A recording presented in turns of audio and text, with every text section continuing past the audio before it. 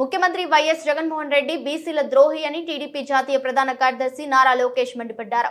శుక్రవారం అమరావతి టీడీపీ కార్యాలయంలో ఏర్పాటు చేసిన మీడియా సమావేశంలో ఆయన మాట్లాడుతూ వైసీపీ పాలనలో బీసీలకు జరిగిన అన్యాయంపై వారితో చైతన్యం కల్పించేందుకు జనవరి 4 నుంచి జయహో బీసీ కార్యక్రమాన్ని చేపడుతున్నట్లు తెలిపారు.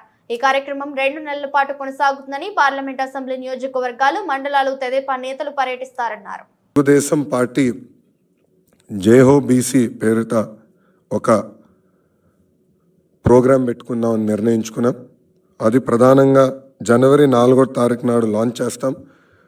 మా జాతీయ అధ్యక్షులు వారు శ్రీ నారా చంద్రబాబు నాయుడు గారి నాయకత్వంలో ఇక్కడ ఒక వర్క్షాప్ ఏర్పాటు చేసుకుని ఇక్కడ నుంచి ఫస్ట్ ఫేజ్ అన్ని పార్లమెంట్లు, నియోజకవర్గాలు, మండలాల వరకు వెళ్ళి మా బీసీ సోదరులకు చైతన్యం తీసుకొచ్చి అదేవిధంగా ఈ ప్రభుత్వం వల్ల వాళ్ళు ఎదుర్కొంటున్న కష్టాలు ఏంటని తెలుసుకుని అది మళ్ళీ పార్టీకి తెలియజేసే విధానం ఏర్పాటు చేసుకుంటాం. ఈ ప్రోగ్రాం అయిన తర్వాత స్టేట్ లెవెల్ అంటే బాబు గారు లాంచ్ చేసిన తర్వాత ఫీల్డ్కి వెళ్తారు. ఫీల్డ్ ప్రోగ్రాం పూర్తయిన తర్వాత స్టేట్ లెవెల్ ఒక సభ పెట్టుకొని బీసీ సోదరులకి ఒక ప్రత్యేకంగా మేనిఫెస్టో కూడా విడుదల చేయాలని తెలుగుదేశం పార్టీ నిర్ణయించింది.